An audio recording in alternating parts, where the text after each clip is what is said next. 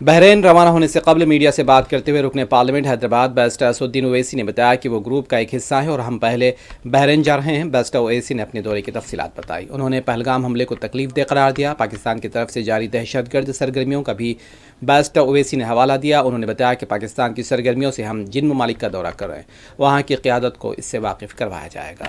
دیکھیے، ہم گروپ 1 میں ہیں جس کے اس کو ہیڈ کر رہے ہیں جے پنڈا صاحب۔ تو آپ جانتے ہیں کہ ہم لوگ 4 ممالک 4 کنٹریز کو جا رہے ہیں، پہلے بحرین کو، اس کے بعد کویت، پھر کنگڈم آف سعودی عربیہ اور آخر میں الجیریا کو۔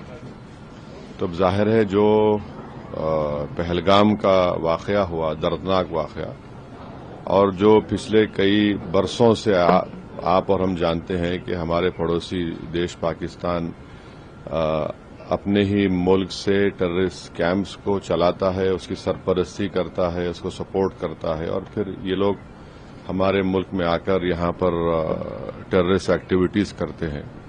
تو انہی چیزوں کو ہم ان 4 کنٹریز میں جائیں گے، ان کے سامنے رکھیں گے۔